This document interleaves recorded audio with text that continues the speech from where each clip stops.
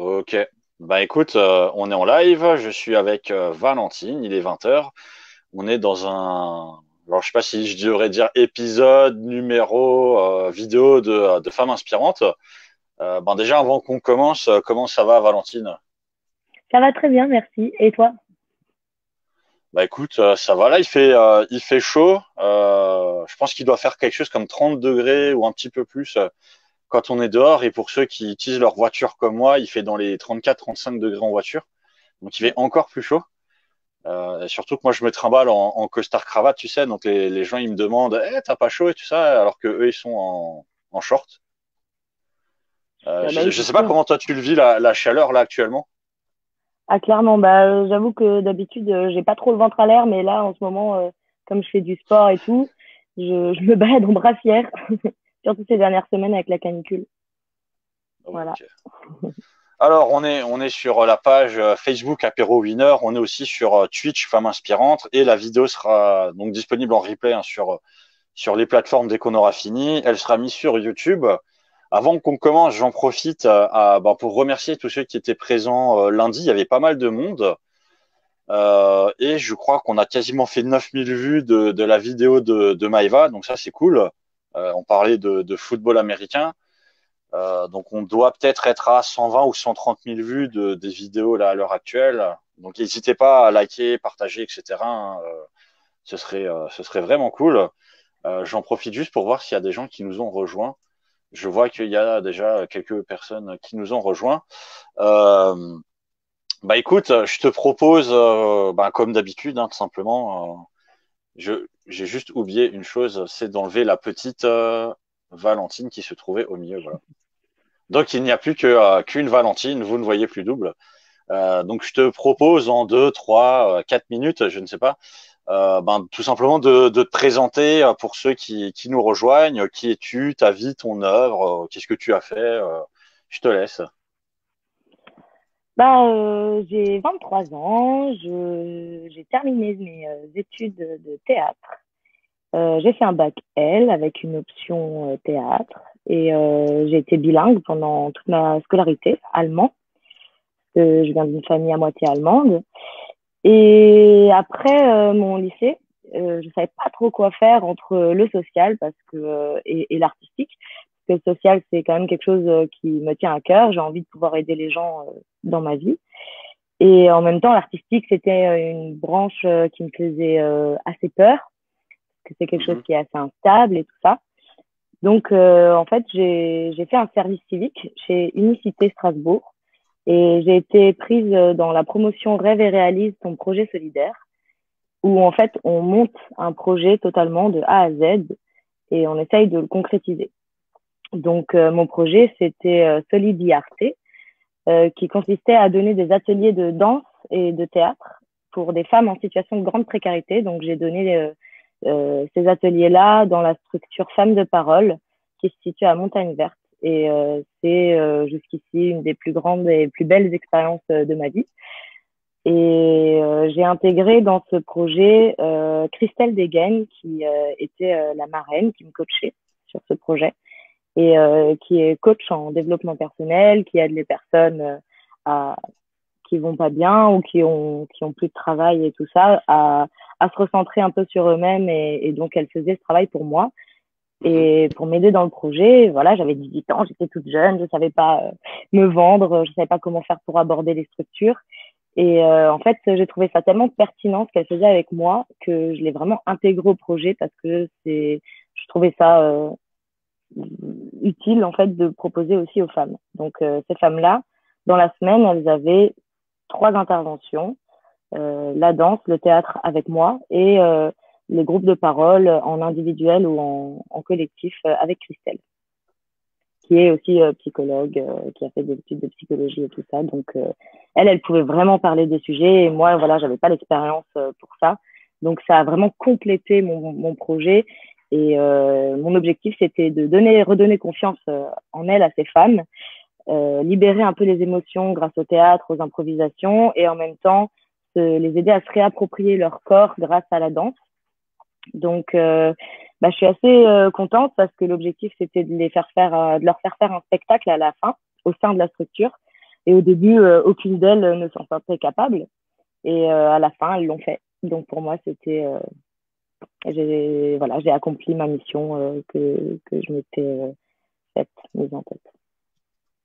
Et donc en fait, pendant ce projet-là, j'ai allié les deux passions que j'avais, donc le social et l'artistique. Et en fait, j'ai réfléchi et j'ai vu que c'était en fait de l'art-thérapie.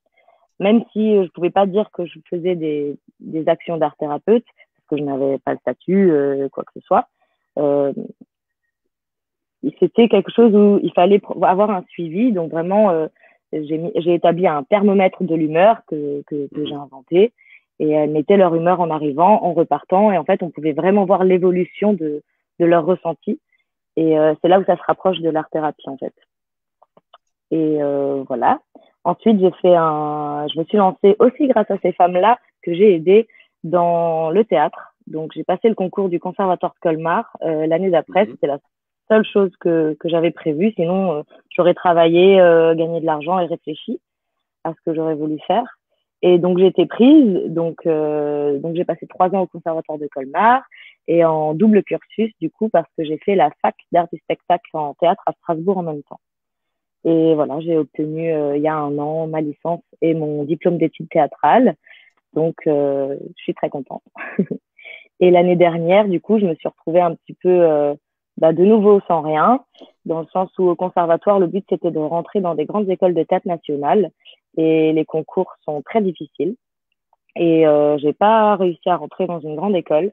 Mais c'est pas grave, je me suis relevée et en fait, j'ai eu la chance de pouvoir remplacer un ancien intervenant que j'avais eu au lycée pour donner des cours de théâtre à la Villa des Arts d'Ilkirch.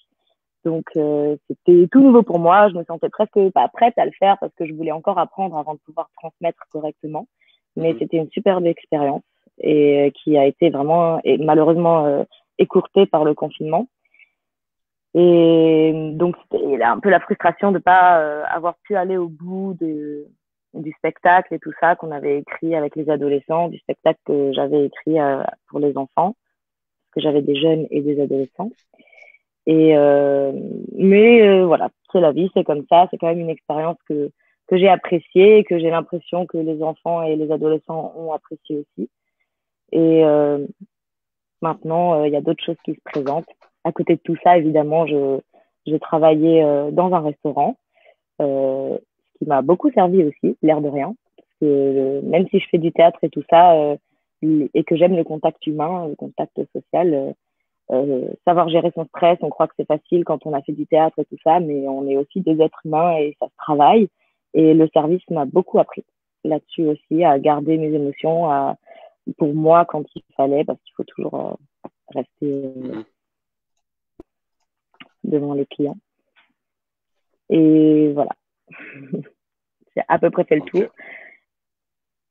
Sinon, la danse, j'ai aussi envie de parler de la danse hip-hop parce que j'ai fait beaucoup de sport quand j'étais jeune. Et le hip-hop avec Yacine Barbouchi, mon coach, et Stand Up Crew, ça a été une grande partie de ma vie aussi, au lycée, étant plus jeune. Et voilà, on a fait quand même des concours qui ont été assez conséquents. On a participé à World of Dance, pour ceux qui connaissent, aux qualifications, à UDO, c'est un championnat d'Europe où on est arrivé dans la catégorie professionnelle 8e. Donc, c'était aussi une période de ma vie énorme. Et c'est pour ça qu'après, j'ai donné des ateliers de danse que je savais danser. Et voilà. Ok.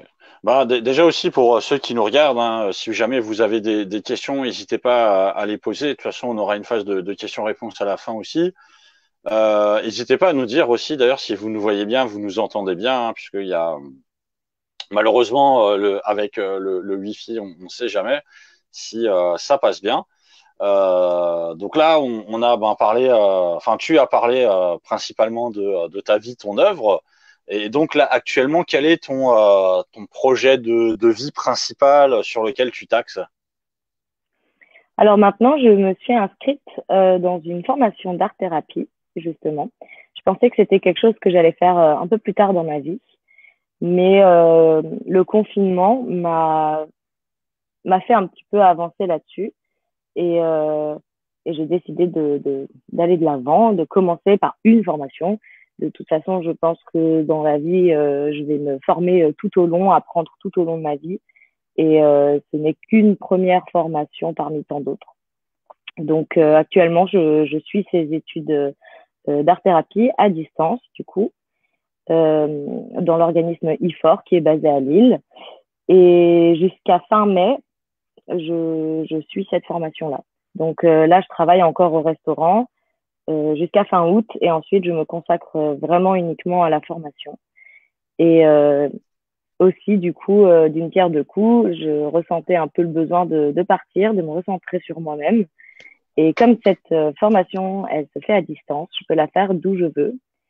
Et j'ai décidé de voyager un petit peu avec mon sac à dos en France et continuer à étudier et prendre des stages à droite à gauche, autre part qu'à Strasbourg. Par la même occasion, revoir ma famille que j'ai pas vue depuis 2 ans à peu près. Donc, en fait, voilà, tout se goupille plutôt bien.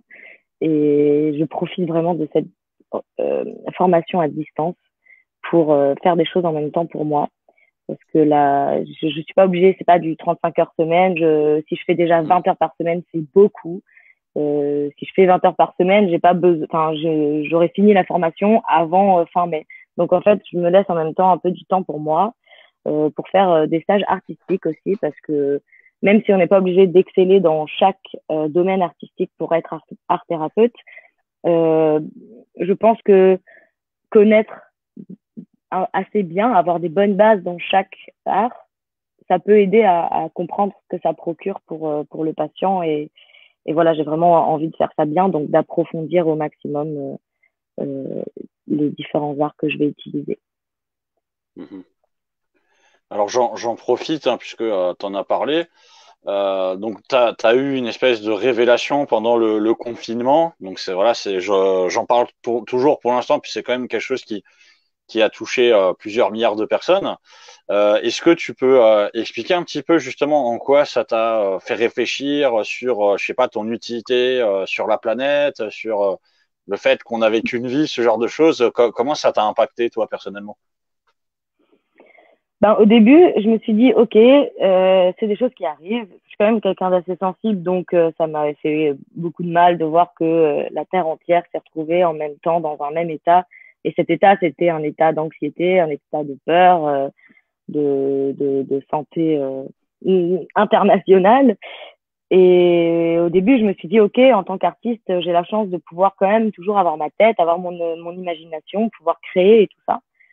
Sauf que, ben, en réalité, quand je me suis retrouvée pendant le confinement et que j'essayais d'écrire ou que je voulais danser, faire de la musique, chanter, j'étais complètement bloquée, en fait. Je n'y arrivais pas du tout.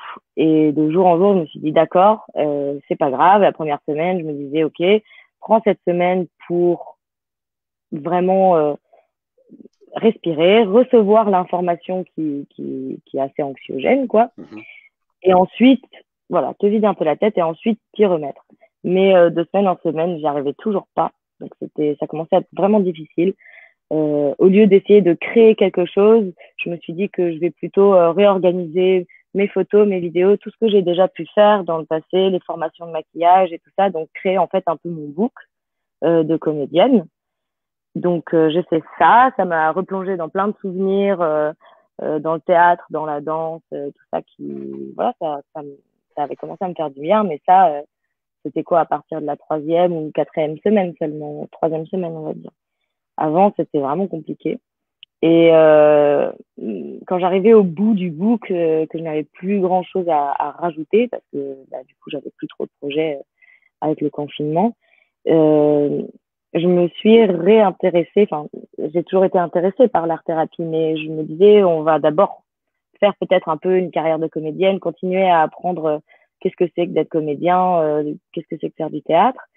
Et au final, voilà, j'ai ressenti le besoin de peut-être commencer quand même tout de suite.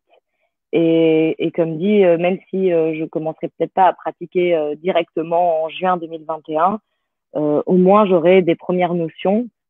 Et si je me sens pas encore prête, je continuerai à me former. Je ferai encore une autre formation d'art thérapie pour compléter et tout ça et tout ça.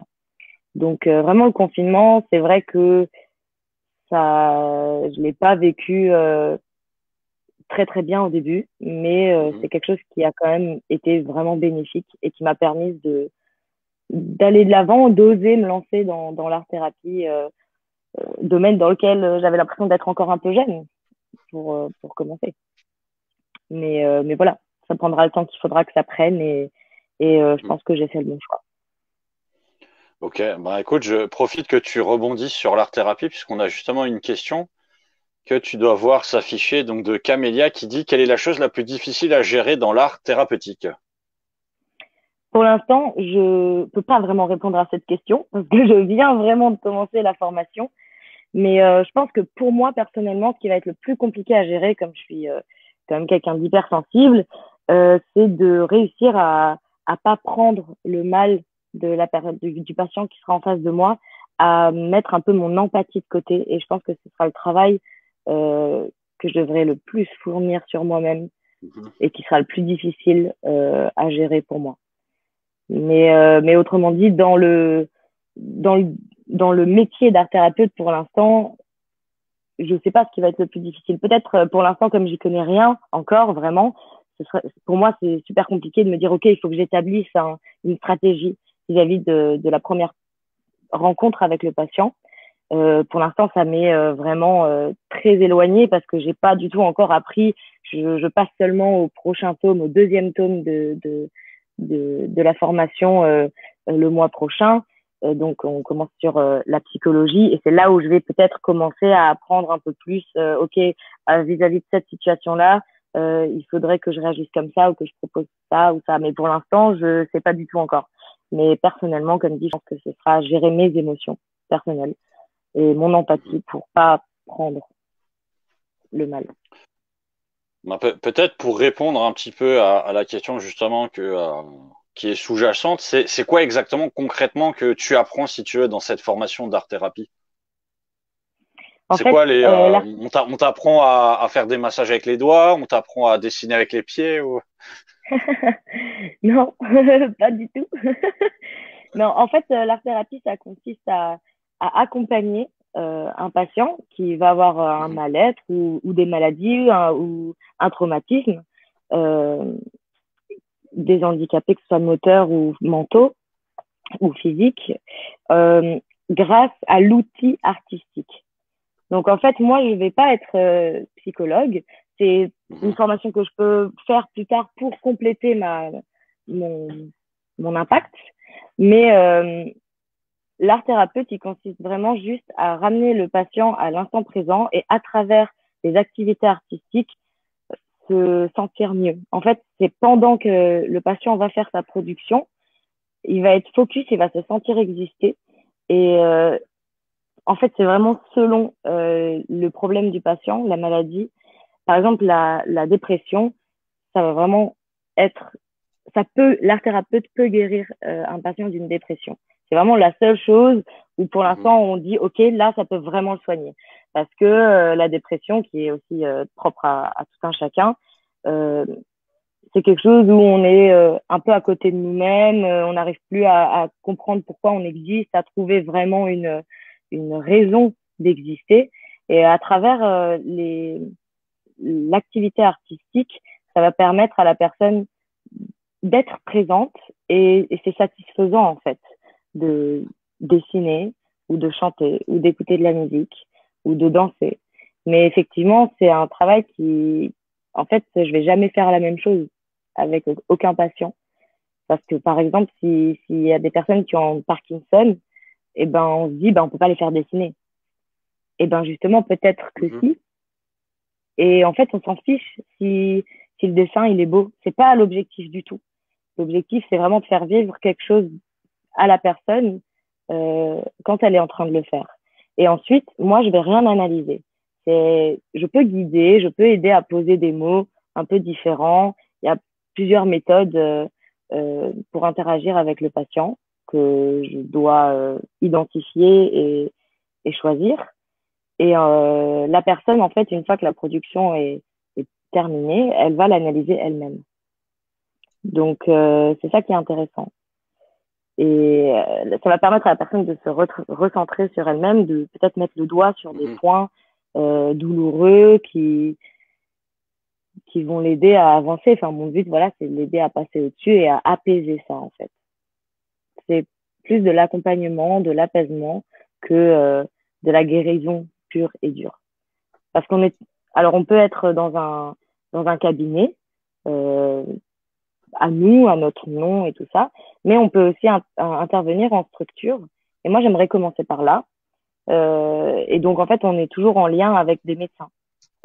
Et voilà, notre mission à nous, c'est de toujours écrire, faire un compte rendu à chaque fois et donner l'évolution, chaque compte rendu, chaque semaine, après chaque séance, au médecin qui s'occupe du patient. Et voilà, du coup, on voit l'évolution, on voit si ça a servi à quelque chose ou pas.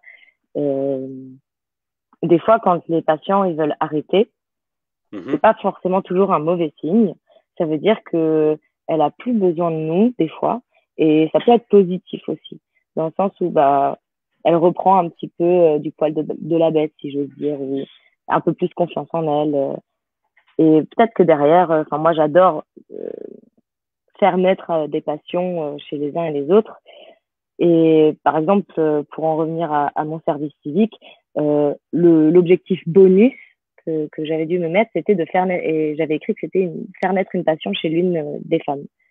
Et là, c'est pareil. Si à un de mes patients, j'arrive à lui faire naître une passion pour la danse ou pour la musique, mais là, j'ai encore plus tout gagné. Parce que pour moi, l'art, ça a un bienfait sur tout le monde. Qui n'écoute pas de la musique aujourd'hui? Ça, c'est le message que j'aimerais transmettre dans ma vie. C'est si on se sent pas bien, des fois, écrire, ça sert énormément. Écouter de la musique, ça nous permet de nous évader ou ça nous permet de nous défouler. Et il y a un bienfait. Il y a un bienfait à chaque art. Et c'est pour ça que l'art-thérapie, je pense que c'est vraiment le chemin qui me correspond le plus, quoi. Ok. Bah écoute, on enchaîne. Et justement, en termes de projets d'avenir pour toi par rapport à tout ça, est-ce que voilà, sur un an, 2 ans, comment tu te projettes ou plus, hein, comment tu te projettes sur ton métier, sur tes passions? Tu as déjà des choses en cours de création ou des idées? Alors, je continue toujours à être comédienne, du coup, à côté de ma formation d'art-thérapie. Et en ce moment, je suis en pleine semaine de résidence. Donc, je suis sur un spectacle qu'on est en train de créer. Donc, effectivement, c'est un spectacle qui est en pleine ébullition et tout ça. Donc, comme projet d'avenir, déjà, il y a ce spectacle-là, euh, avec le collectif latéral de sécurité. Et voilà, peut-être qu'on arrivera à vendre ce spectacle et qu'on arrivera à le jouer publiquement d'ici 2 ans, on espère, Mhm. grand maximum. Mais comme dit, pour l'instant, on vient de commencer cette résidence, ce projet, et donc on est encore loin du moment où on va pouvoir le vendre et le jouer. À côté de ça aussi, en ce moment, donc depuis maintenant un mois et demi, on va dire ça comme à peu près dans ces eaux-là, euh, il y a un petit projet parallèle à ma vie qui me plaît bien. En fait, c'est le projet d'un ami que je soutiens beaucoup parce que il a une motivation de dingue et c'est quelque chose qui a, je crois, en tout cas, pas encore été fait. Et les enjeux de ce projet, ils sont vraiment intéressants à mes yeux. C'est Michael Vieira qui fait un tour de France en trottinette électrique. Il est parti Mhm. le 12 juillet et en fait, il promeut pardon, la mobilité douce. Et des fois, bah, justement, il se rend compte qu'en France, il n'y a pas de pistes cyclables, si on veut, sur les complètement le tour de la France. Et comme il y a de plus en plus, voilà, une avancée écologique, on aimerait un petit peu dans les villes peut-être enlever les voitures dans le centre des grandes villes et des choses comme ça. Les gens, ils se disent, mais comment je vais faire pour aller au boulot? J'habite à l'autre bout de la ville. Moi, la voiture, c'est vraiment nécessaire pour moi. Les transports en commun, ça m'angoisse, je peux pas, tout ça. Et ben, si tu prends un vélo électrique ou une trottinette électrique et que les villes sont adaptées, le souci se pose plus. Le problème se pose plus. Après, niveau écologie, ça utilise quand même moins d'énergie, ça utilise moins d'essence. Certes, ça reste électrique, donc on utilise quand même de l'électricité, mais je pense que ça peut être quand même une avancée qui est intéressante. Et en même temps, c'est un projet humain. Donc, il va dormir chez l'habitant, il est parti sans argent, il est photographe professionnel, donc il prend aussi beaucoup de photos des paysages de la France qui sont très riches. Et il est soutenu par une association humanitaire qui s'appelle Réalisateur de rêves. Donc ça me fait assez rire parce que voilà, ça m'a fait penser à mon projet de service civique, ma promotion qui s'appelait Rêve et réalise ton projet solidaire. Et donc c'est une association de Muammer Yilmaz qui a fait lui le tour du monde, pareil sans argent, et qui a accroché avec le projet de Michael et qui a décidé de le soutenir. Donc en fait, Michael, alias Trotman sur les réseaux, si vous voulez le suivre, eh ben il le soutient là-dedans et Michael, quand il rencontre les personnes qui l'hébergent et tout ça, il leur demande est-ce que vous avez un rêve? Et s'il peut, il essaye de les aider à le réaliser. Et en essayant d'avoir de plus en plus d'influence dans les médias ou sur les réseaux, ou juste en faisant fonctionner son propre réseau à lui, eh ben, il essaye de réaliser les rêves des gens. Et voilà, je trouve que c'est un projet qui est vraiment beau. Et là, il est parti depuis un mois et demi à peu près. Il avait prévu de partir 3 mois, mais bon, depuis le début, c'était assez à prévoir, on va dire, que ça allait durer sûrement un peu plus longtemps parce qu'il y a toujours des imprévus. Mais c'est des bons imprévus, il sait toujours comment rebondir, il arrive toujours à rebondir et voilà, on s'appelle souvent et je le coach un peu aussi si des fois il a des petites baisses de morale, tout ça. Donc voilà, c'est aussi un projet parallèle à ma vie qui me fait plaisir d'accompagner, que j'ai plaisir à accompagner. Et quoi d'autre? Sinon, oui, quelque chose que je voulais dire aussi sur l'année dernière, en lien avec le service civique. En fait, je continue à être engagée parce que je me suis portée bénévole pour une amie qui a fait son service civique, du coup, au sein de la radio Arc-en-Ciel. Et en fait, son projet à elle, c'était de faire une émission sur le théâtre. Donc, l'émission s'appelait Lever de rideau. Et on était 5 chroniqueuses à venir chaque semaine ou toutes les 2 semaines à peu près pour parler de différents sujets du théâtre. Et c'était vraiment une superbe expérience. Et pour la petite anecdote, j'avais jamais fait de radio. Et la première radio que j'ai fait, on avait des invités. Et l'invité, c'était Antonia de Randinger. Donc, c'est une humoriste qui est assez connue quand même. Donc, j'étais très intimidée. Et on était 2 chroniqueuses, du coup. La première était là pour un petit peu placer le sujet. Et la deuxième pour faire un petit jeu ou une petite question-réponse avec l'invité. Et donc, moi, sur cette émission-là, du coup, sur le One Man Show, pardon, je me suis retrouvée en face de Antonia de Randinger à avoir essayé d'écrire quelque chose d'un peu drôle. C'était comme ça derrière mon ordi, mais c'était une super expérience. Elle s'est marrée, donc ça m'a fait plaisir, à vrai dire. Et c'est aussi c'est aussi des chroniques et l'émission que vous pouvez retrouver sur YouTube. Donc Radio Arc-en-Ciel et Lever de rideau, si jamais ça peut en intéresser certains. Et pour la petite anecdote, j'ai eu des retours des patrons, on va dire, entre guillemets, de Radio Arc-en-Ciel qui ont dit que tu t'étais très bien débrouillé. Ça me fait plaisir. Ok.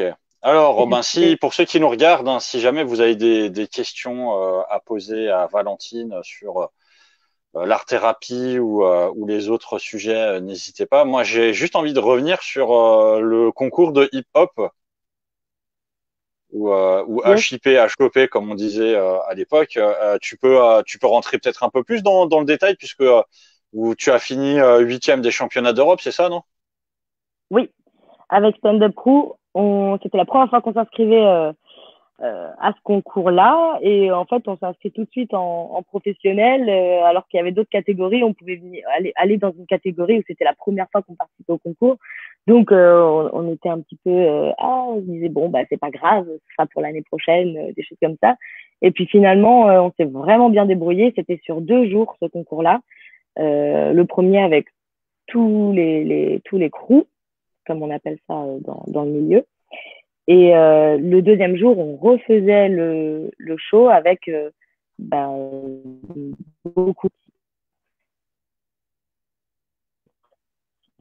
6 ou 12. Et le premier, je n'en ai plus aucune idée, parce que ça fait quand même quelques années maintenant. Ça devait être en 2014. 2014.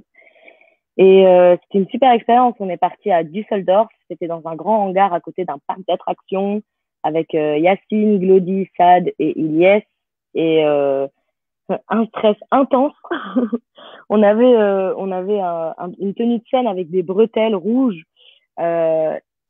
Et voilà, c'était la grosse galère avant de monter sur scène, le gros stress, les bretelles qui tenaient pas, la grosse embrouille avec Ilyes, parce qu'on avait le même âge, on a le même âge, on était plus jeunes, donc je sais pas, j'avais quoi, 18 ans, 18 ans à cette époque-là. Mais c'était une superbe expérience. Et en fait, du coup, quelque chose qui est peut-être un peu moins joyeux, l'année d'après, on a continué à faire des gros concours. On s'est inscrit à 4 gros concours. Donc, de nouveau UDO, le championnat d'Europe, les qualifications de World of Dance, WOD, qu'on a décidé de passer en Belgique, et Hip Hop International qui se passe en France, et encore un autre concours qui m'est sorti de la tête là maintenant. Mais voilà, ce que je voulais raconter, c'est les qualifications du coup à World of Dance qui se sont passées en Belgique, où c'était la première fois qu'on faisait ce show qu'on avait préparé du coup pendant toute l'année. Et comme j'ai été gymnaste à l'époque, je faisais un petit peu tout ce qui était acrobatie, flip, grand écart, tout ça, tout ça. Et pour ce show-là, on avait décidé que je devais faire un salto arrière, rondade salto arrière. Donc, je m'étais entraînée avec les poids au sol et tout ça, mais j'avais pas assez anticipé les chaussures, parce que pour la tenue de scène, ça peut paraître vraiment bête, hein. Mais pour la tenue de scène, on avait des Timberland aux pieds, donc qui sont assez lourdes. C'est pour ça que je m'étais entraînée avec des poids, mais c'est jamais la même sensation que quand on est vraiment dans les chaussures. Donc en fait, ces chaussures-là, je les avais vraiment pas assez faites à mon pied. Et je me suis lancée, voilà, parce que quand je suis motivée, je fonce tête baissée et c'était mon entrée de scène. Donc, et le premier concours de l'année.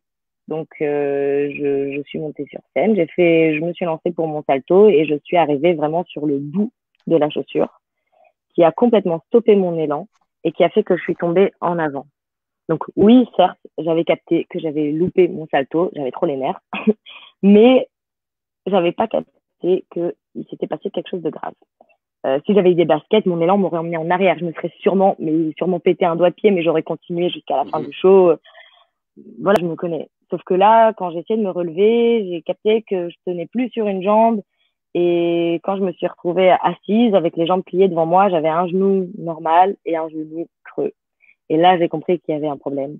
Et le staff était déjà en train, au moment où je me rendais compte que je venais de me blesser gravement, de me tirer hors de la scène.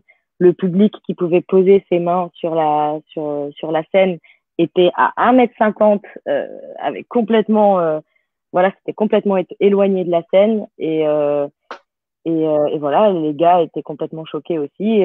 En fait, ils voyaient pas le moment où je faisais le salto et on devait se rejoindre sur un move. Et quand ils se sont retournés, ils m'ont vu en train d'être tiré hors de la scène.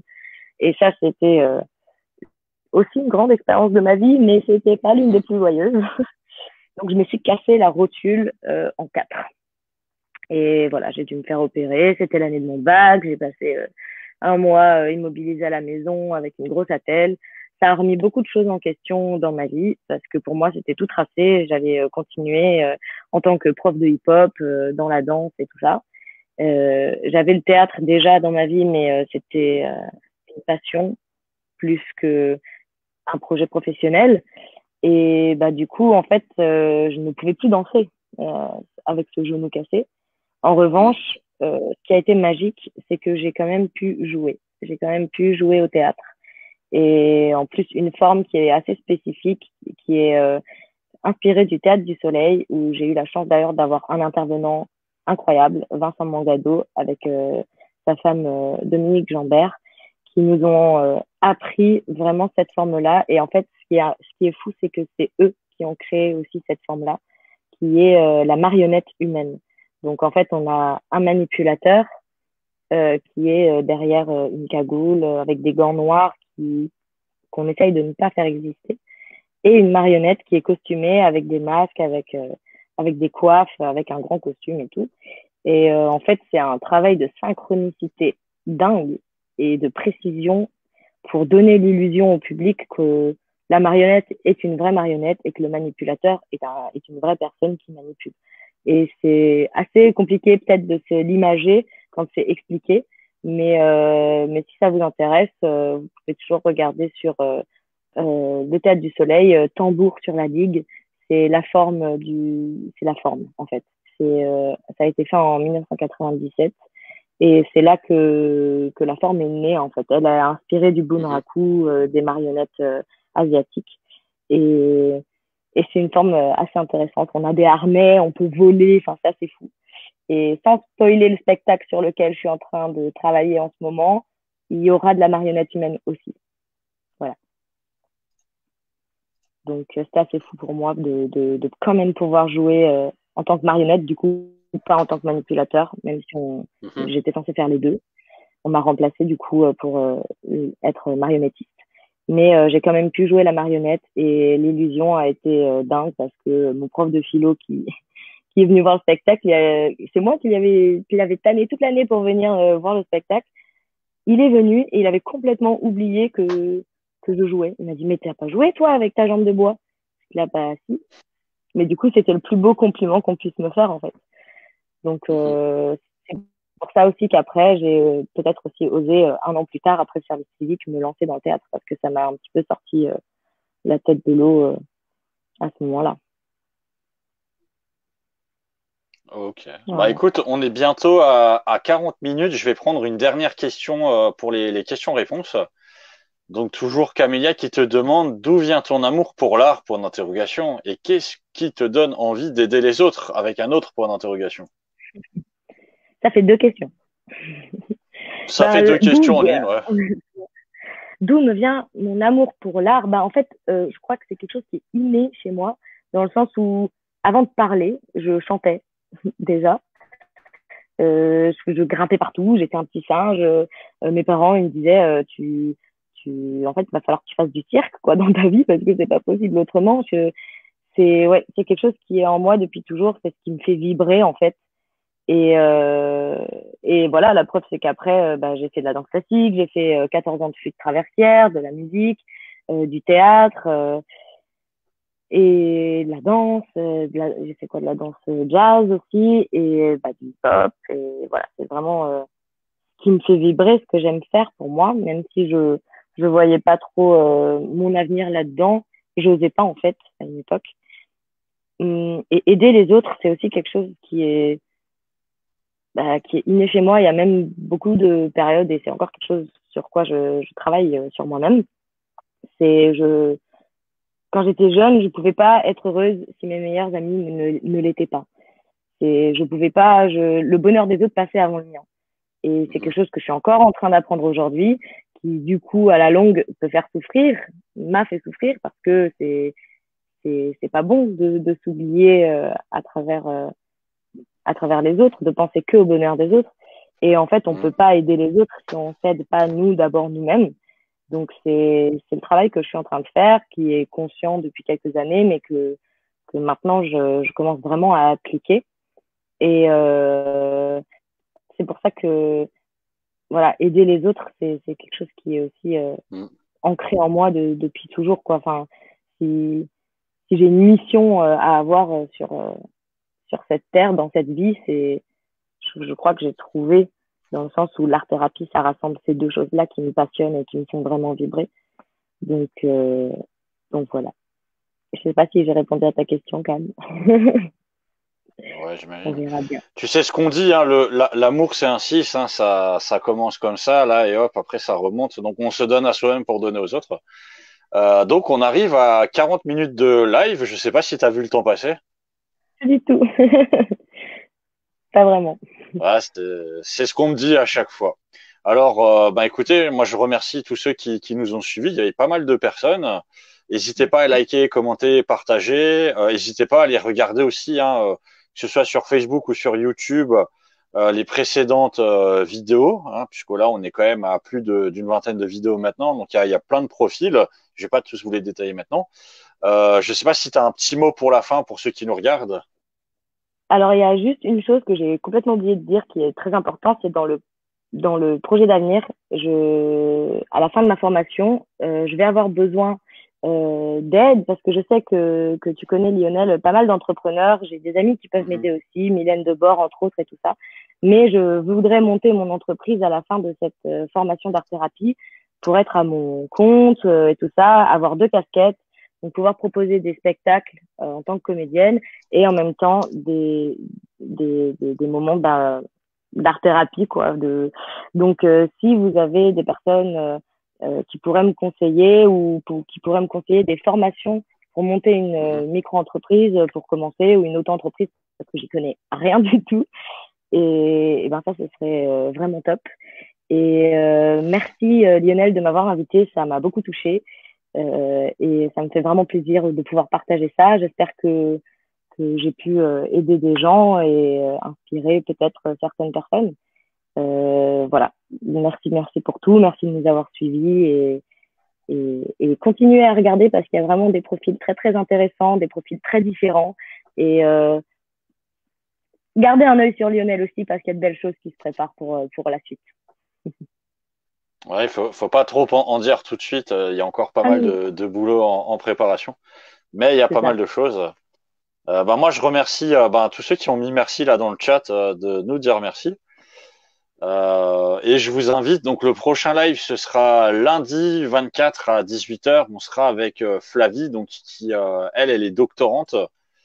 Ah, je fais disparaître petite Valentine avant de la remettre. Donc Flavie qui est doctorante et on parlera un petit peu justement des mouvements makers et de l'impact qu'ils ont pu avoir justement pendant le Covid, avec peut-être le point de vue, tu sais, justement de l'entraide entre les personnes, puisque pas mal de makers en fait ont aidé justement sur la création de masques ou de visières pour les soignants. Donc revenir un petit peu sur ce concept, voilà. Donc bah, j'espère que vous serez là lundi à 18h. En attendant, je fais réapparaître petite Valentine qui, hop, je ne sais pas ce que tu étais en train de faire, tu jetais ton chapeau ou quelqu'un a jeté le chapeau sur ta tête pour voir si ça allait tomber dessus. C'est ça. Heureusement qu'on voit pas la suite parce qu'il n'est pas vraiment tombé sur ma tête en vrai. Ok, ouais, c'est pas grave. Pas à chaque Voilà, fois. donc ben, je te remercie d'avoir été présente ce soir. Je Merci te à toi. souhaite une bonne soirée. Je vous souhaite une bonne soirée aussi à tous ceux qui nous regardent. Et donc, je vous donne rendez-vous à lundi.